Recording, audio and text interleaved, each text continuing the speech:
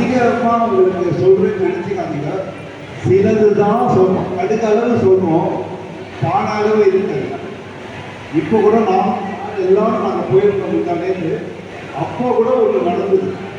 குழந்தையே இல்லை, குழந்தை இல்லை, உனக்கு 3 குழந்தை இருக்குடா, உனக்கு 3 குழந்தை இருக்கு அப்படின்னு சொல்லி அழைச்சாங்க.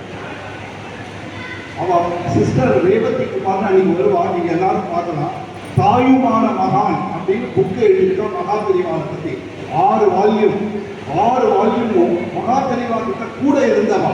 பாலு மாமா, மணிகண்டன் மாமா, இவா மாதிரி இருக்கிறவங்களுடைய எக்ஸ்பீரியன்ஸ் எடுத்து எழுதிட்டா. அந்த புக்குக்கு ரிவ்யூ அடியை எழுதக்கூடிய பாக்கியம் எனக்கு உண்டு. அதனால் நான் ரிவ்யூ எழுதுவேன், அது போகும், அது நல்லபடியாக போகும், பாதியெல்லாம் போகும், நல்ல கலெக்ஷன். அதை வச்சு தான் அந்த கோயில் கட்டினது.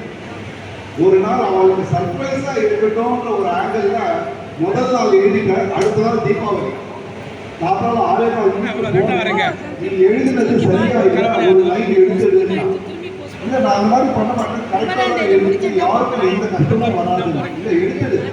எங்க வீட்டில் எல்லாரும் ரேவதி மாமி ரொம்ப கோச்சிட்டாங்க. இப்படி ஆனதே இல்லை.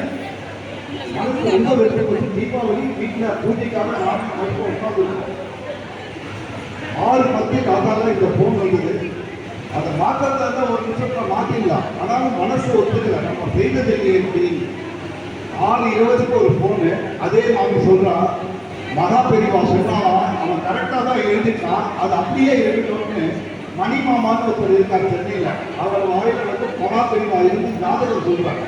அவர் அப்படியே சொல்லிட்டு இருக்காரு. அவர் ஃபோன் பண்ணியிருக்காரு, அவன் கரெக்டாக தான் எழுதிட்டான், அது அப்படியே இருக்கட்டும், மாத்தாதீங்க அப்படின்னு. ரேவதி மாமி இருக்கிறது ஒரு வீடு, நான் இருக்கிறது தனி இடம், மணிமாமா இருக்கிறது எங்கேயோ இருக்காரு.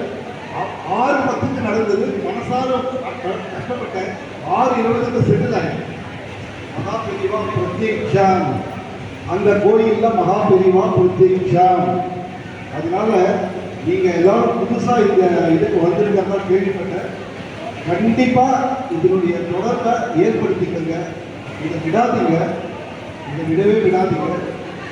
ஜாதகம் இன்னைக்கு தான் ஆரம்பிச்சு பிரார்த்தனை பண்ணி அதை சங்கல்பம் பண்ணி 2 பேட்ச் முடிஞ்சு போயிட்டு பண்ணிருக்கோம். அதனால 19 கல்யாணம் பெரியவாய் மூலமா நடத்தி வச்சிருக்கா. 12 கல்யாணம் வேத பிராமணாளுக்கு நடந்தது.